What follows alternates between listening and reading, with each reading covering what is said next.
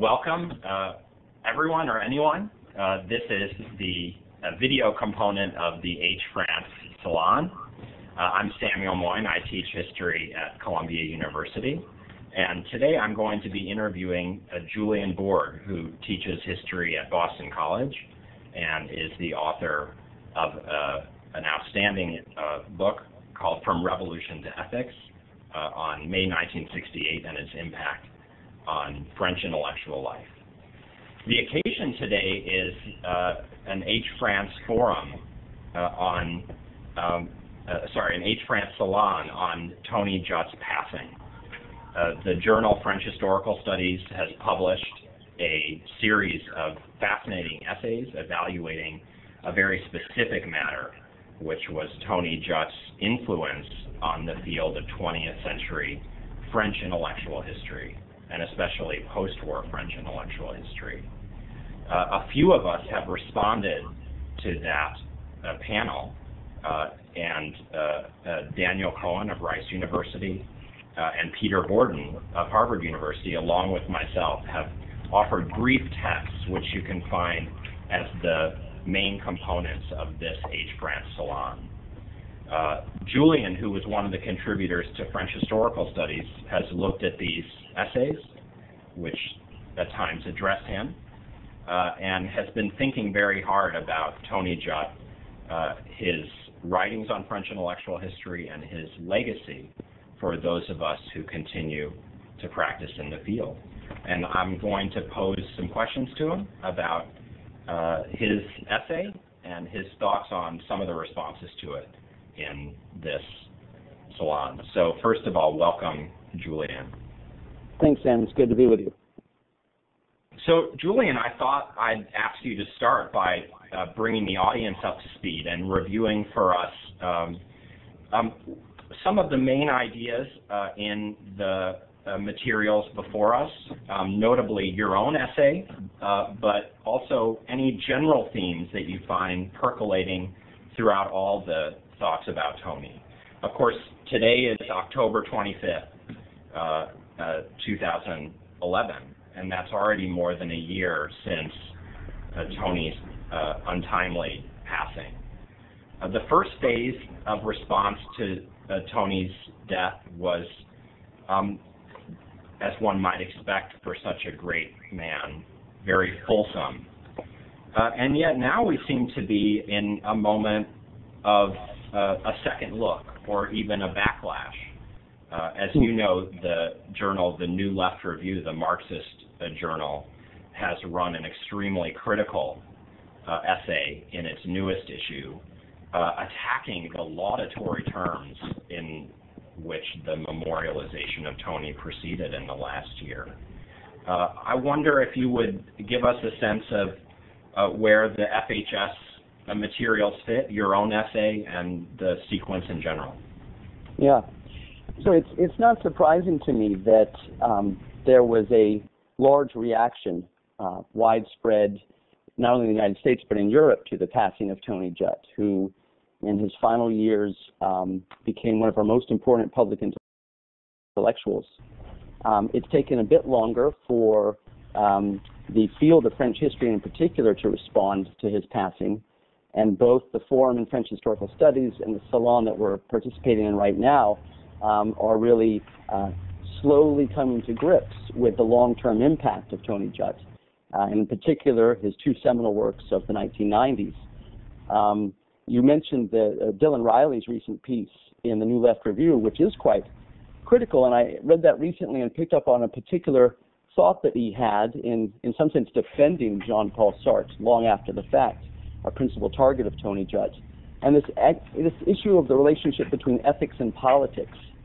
And what Riley does in this piece is to compare Sartre favorably with Weber and argue that they both have a somewhat more nuanced understanding of the relationship and articulation between ethics and politics in ways that Tony Judt was not able to recognize, both in Sartre's case and then with the larger questions of French intellectual politics in the post-war period in general. So when I think about the four essays in the forum and yours and the responses of Daniel Cohen and Peter Gordon, One theme that stands out to me overall is this question of the role of moral judgment in historical analysis. And it is true that in the 1990s, at the end of the Cold War, when Past and Perfect came out, followed by The Burden of Responsibility, Judt foregrounded this question of the moral and the moral judgment in historical analysis. And reading these 6 pieces, and 7 including my own, 2 thoughts about this role of moral judgment stand out. First is that moral judgment without historical explanation and an attempt to understand somehow is unsatisfying. So a number of scholars, historians of France and French intellectual historians, has emphasized how Judt's approach to moral judgment, sometimes quite harsh, as is well known, is unsatisfying in the way that it falls short of fulfilling the task of historical contextualization and explanation. And the second theme that emerges of this topic of moral judgment in historical analysis has to do with your piece in particular, and that is focusing on the contemporary and what is the status of this and this legacy of moral judgment in historical writing and analysis. And the point that you and others make, I think rightly, is that emphasis on the ethical, including in my own work previously, without moving fully towards the political with all its ambiguity that it involves, also is unsatisfying. That one can never fulfill, say, an emancipatory politics of the Enlightenment tradition by merely resting on the laurels of moral judgment. So that's one theme that stands out to me when I look at these essays that we've been digesting. Excellent, and I think we should concentrate most of our time and energy on those 2 questions. Before we do, I mean, maybe just for the sake of the audience, we should remind ourselves, as some of the essays emphasize, that Tony was a latecomer to the study of French intellectual history, wasn't trained for it, and I've even heard an anecdote that at NYU, where he taught, of course, when he planned to write Past Imperfect, he actually went and asked the card-carrying intellectual historian a kind of permission to proceed. He came to French intellectual history. What we'll be discussing is a phase in his career, and as I think we'll discuss, it was in some ways a short and transitional one in a career that began earlier with French social history and proceeded into his time as a kind of complete generalist who often wrote about contemporary politics. Before we get to the role of moral judgment and the way it might assist or conflict with historical explanation, I just wonder if you would take a moment to review some of the main claims in your own FHS piece before we then turn to those 2 matters. Yeah, I mean, most of my own piece is the second half dedicated to exploring Judt's views on 2 themes that are of great interest to me, namely 1968 and what we still, without a better term, used to describe as French theory. And both of these themes were not important to Judt, and I'm quite critical of his dismissiveness. But I think that the stronger argument I make at the beginning of the piece, which has maybe a broader appeal, is to try to situate these 2 books, Past Imperfect and The Burden of Responsibility, in several contexts. First of all, the context in Judt's own trajectory, as you rightly noted, beginning as a French historian of labor politics, and not as an intellectual historian. These, in some sense, were a pause or a way station en route to his final destination, which was as a generalist interested largely in Eastern Europe. And I also want to emphasize the historical context in which these books appeared, and that is to emphasize that they were written in dialogue with the events of the end of the Cold War. And in many ways, they show their time and their age for the moment in which they appeared. And it's for this reason, and I think Gordon and Cohen in the Salon pieces are rightly critical and push back when I use this phrase, that I associate Judt with a type of neoliberalism or a type of liberalism that is very much wedded to the end of the Cold War. Excellent. Okay, so let's turn to the first issue you raised, which is really about the way that moral judgment might interfere with historical explanation. Now, of course, Tony, I think it's probably well known to anyone watching this, began Past Imperfect by saying that he wasn't writing a work of history, but rather, as he called it, an essay in moral responsibility. And of course, the moral responsibility of intellectuals. And you might say that, the moralist might actually be worried about the kind of empathy that historical explanation requires. I mean, tout comprendre, c'est tout pardonner. And if one wanted to understand the so-called totalitarians that Tony had in view, one might feel that one had to sacrifice one's moral disapproval to do so. I wonder, do you think Tony felt something of that sort, or do you think there's some other way than the way that he found of being both a moralist and a historian? That Judd himself found as being both a moralist. Well, clearly it's a historical book, even whatever he may have said. But I think there's some sense in some of the essays, and certainly yours, that the moralistic agenda did interfere with the project of historical explanation.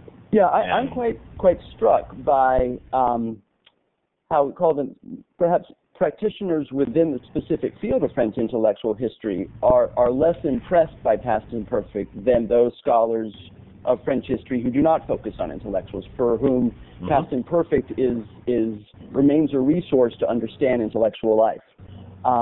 I think for those of us who are practitioners in the study of French intellectual life, specifically, there is general unhappiness with the way that the bright lights of Judt's moral clarity in some ways overwhelmed and outshined and in a sense blinded his project of historical explanation. So what's gained in the introduction of moral judgment and clarity, and what's gained in his strong voice, which, as you rightly say, is more of the voice of a polemicist and an essayist, yields certain costs in what the task, as Peter Gordon rightly notes, is to have a more measured attempt to explain the inner life of ideas, the inner life of thinkers, and Ethan Kleinberg, in a fascinating way, bringing the traditions of phenomenology to bear, that the suspension of judgment that Judd accuses of Sartre and Merleau-Ponty of failing to judge correctly in the moment, that it's the historian who should suspend judgment, rather than engage in polemics that denounce and therefore distance the object under study. Excellent. I wonder if you see some more plausible way of combining Tony's moral concerns with the project of historical explanation. It sounds as if you think Ethan Kleinberg's essay in the FHS dossier does a very good job of pointing in a direction that might allow us to see the task of moral judgment and the job of historical explanation as actually being complementary or depending on one another in ways that at least some people feel Tony may have failed to achieve. I mean, as you and I know, having been introduced probably to the book in the same seminar in Berkeley in 1994, it has been presented in the narrow intellectual history circles in which we've sometimes traveled as an example of what not to do. And yet, as Ethan emphasizes, it does have a legacy in getting people to attend to ethics, if not as a matter of the historian's judgment, then at least as a topic within intellectual history. Many of us, you and I, among others, having written books with ethics in the title. Correct. Yeah, I would only say briefly that the weaknesses of Past Imperfect and how they show their moment moment both historically and also in Judt's own development, because I think he leaves behind this emphasis or prioritization of ethics as he moves by the late 90s to the return of the social question and his very well-known and very good final lecture that's published as Ill Fares the Land, returning to the political. The only brief point I wanted to make about this moment, and it really is a moment in Judt's own trajectory, is there is a confusion of the parts and the whole, that certainly part of intellectual life and research, part of historical analysis, is that we are ourselves ethical creatures who have our own positions and our own presentist concerns.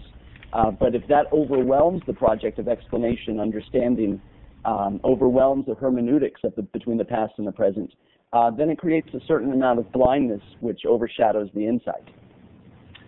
Okay, so let's turn then to the second topic you proposed, which is the contemporary stakes of French intellectual history, or perhaps by the end of Tony's career, of history in general. Now, I do want to give you a chance to respond to Daniel Cohen and Peter Gordon, both of whom, while very laudatory and respectful, worry that you may perhaps too,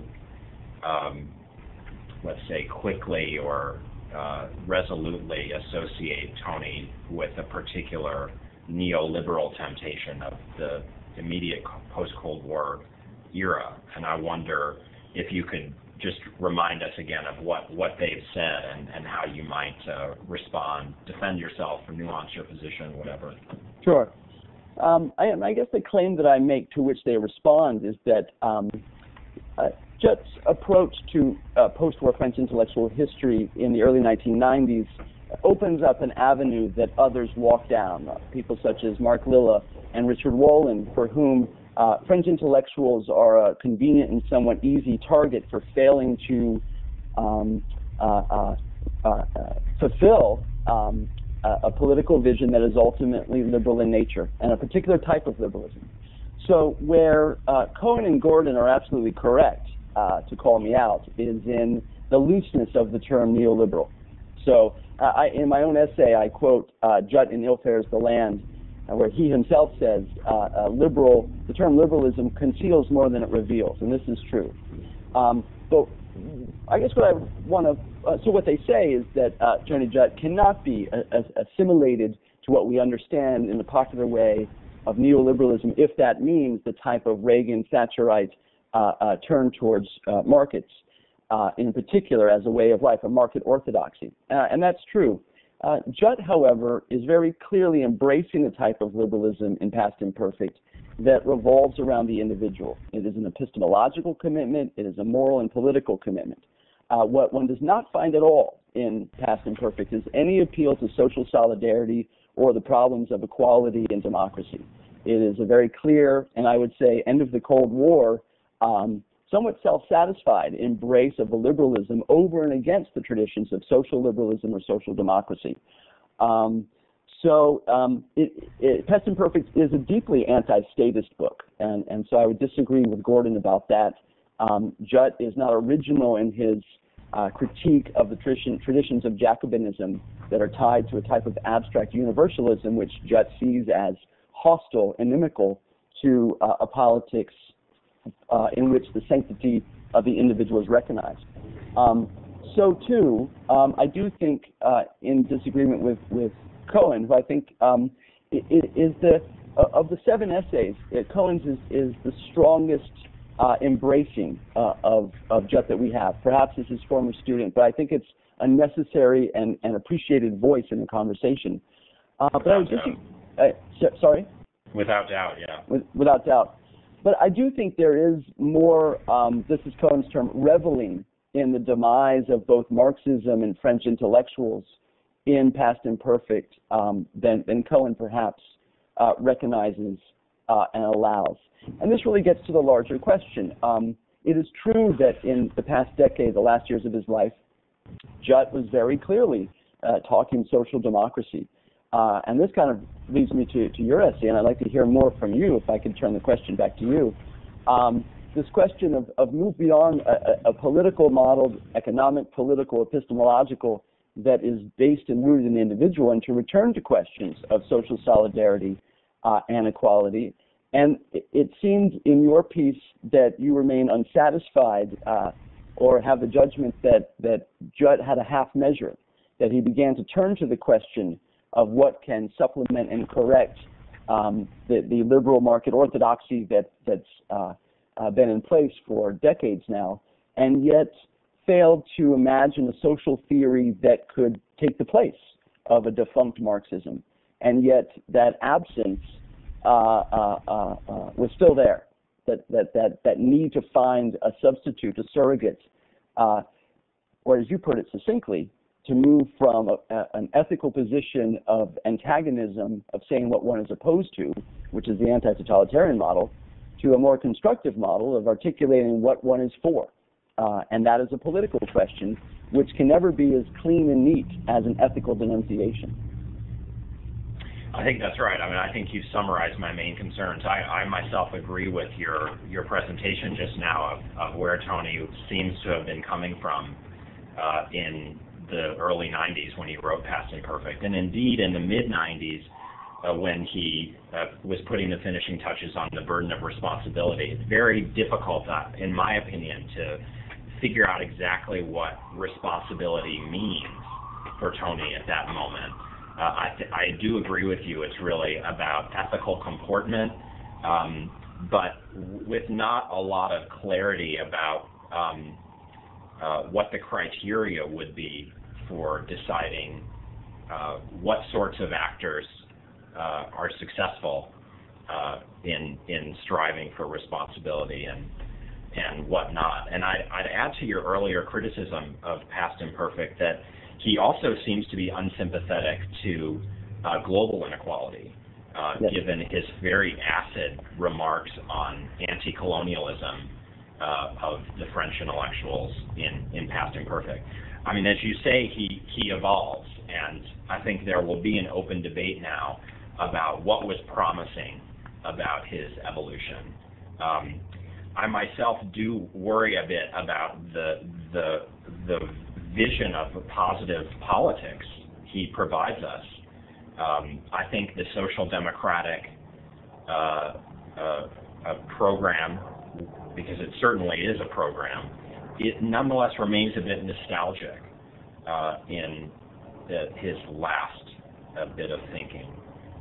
It ignores the fact that social democracy was at its height when there was a communist enemy and alternative out there, which we lack now. It seems very difficult to see how such a thing could be revived. And a lot of the features of original social democracy have to be left out of account by if one's revival of it is too quick.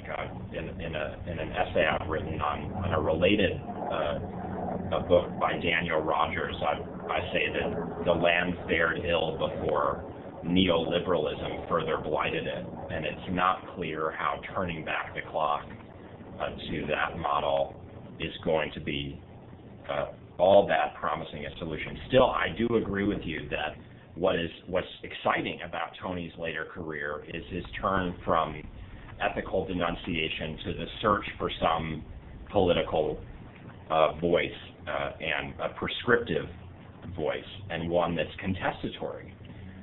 And then the question is what the elements of such a new position would involve. What I want to ask you is, before we turn to sort of some really contemporary events, is since this is supposed to be about French intellectual history, I wonder what implications does Tony's later evolution beyond French intellectual history have for that field, for those of us who wish to remain in it, as Tony didn't, but want to move beyond the model of Past Imperfect, accommodating some of these concerns about the need to supplement ethics with politics. What sorts of projects or what sorts of methods or approaches would you foresee as being in the vein of the last years of Tony Judt's career? Well, that's somewhat difficult because in the last last years of his life, not only had he left the study of France behind, but he had hardened his somewhat contemptuous judgment of French intellectual life. I quote, and someone else quotes, the line from Memory Chalet, some of his New York Review pieces, in which he describes French intellectual life as being a zone of extinguished stars. And I guess my reply to that, if this moment of the vitality of French intellectual life in the post-war period, which was influential around the world, as we all know, if that has passed, then there's a great amount of room for historical reconstruction and retrieval. In addition to this project of social democracy emerging at a time when there was a world historical alternative to the liberal market West, it's also the case, and I don't think Judt fully grappled with this, that the very institutions of social democracy and the consensus of the post-war and all the social attributes of that, from education to healthcare, resulted from contestatory politics within the West, from labor unions that were not willing to accept and were willing to confront at risk a status quo of economic inequality. And I wonder if there was not a full coming to grips with that liberal moment.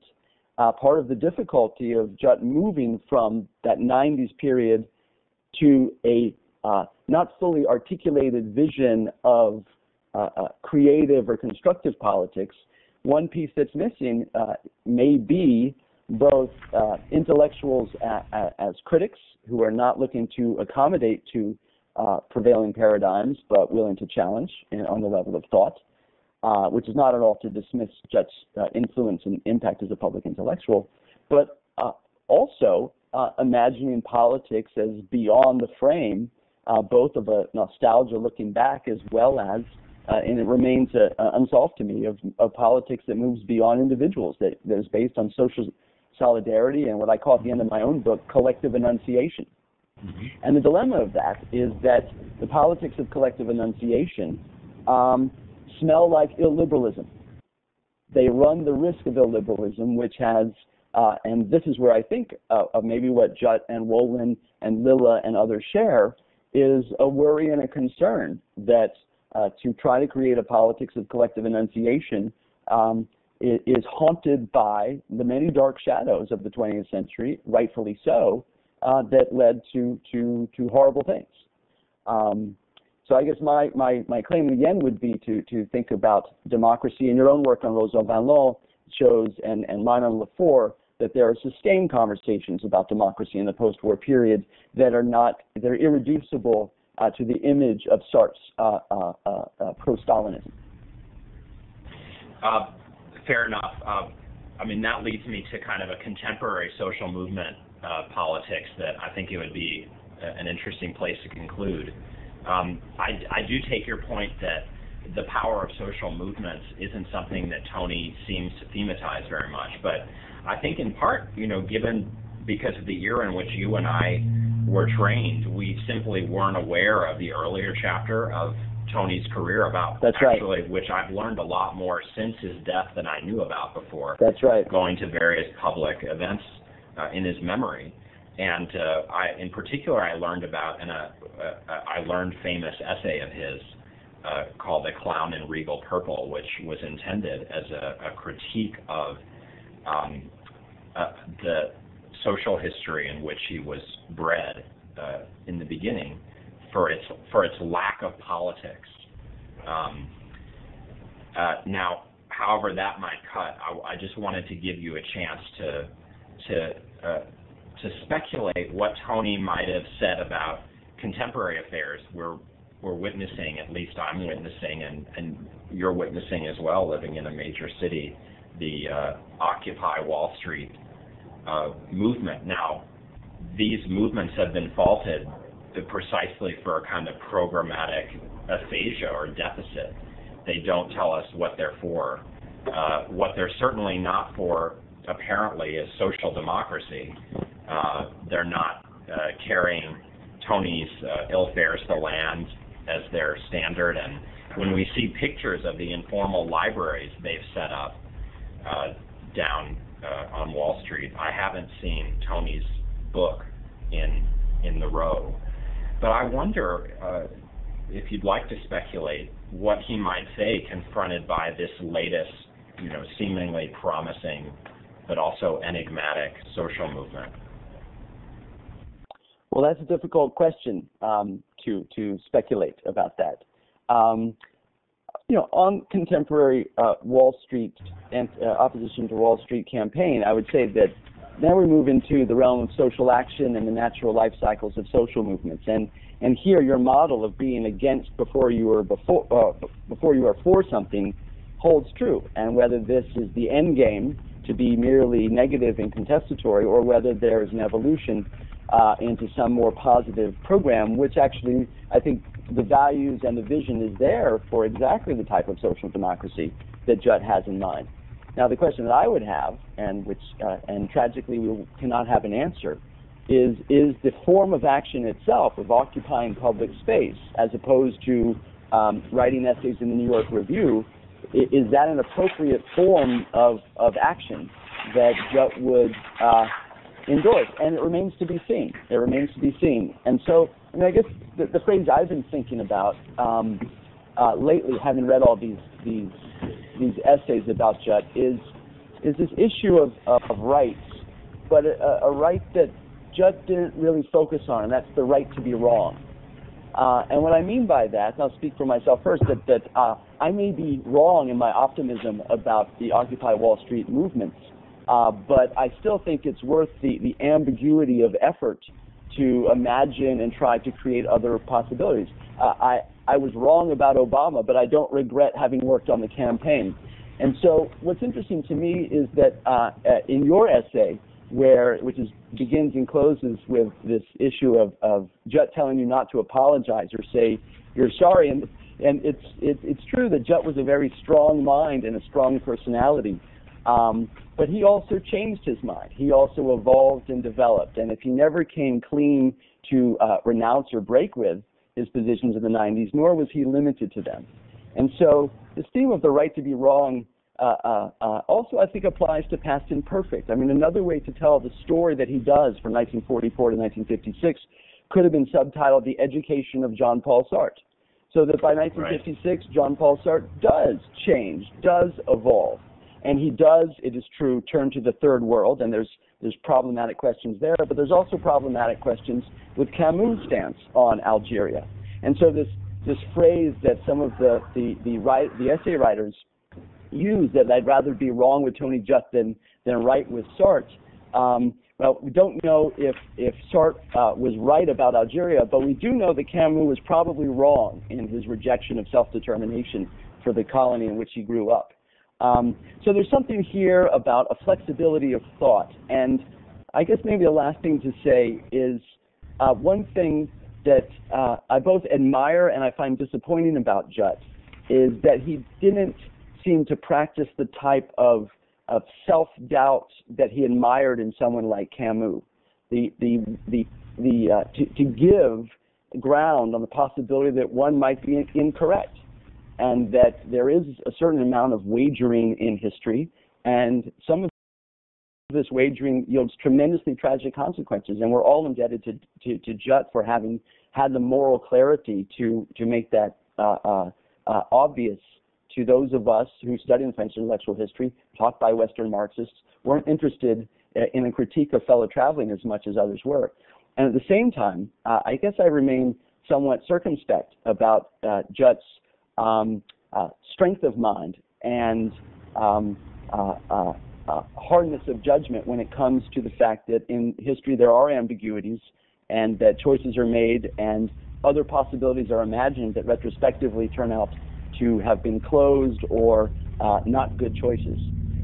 So I think among the rights that he might have defended a little more is the right to error and the right to be wrong. Okay. Well, I think we've come to the end, Julian. I want to thank you for submitting to my questions, and I also think we should both thank Age France for organizing this and hosting what I think will be a continuing discussion as the years pass. Thanks. It was a lot of fun.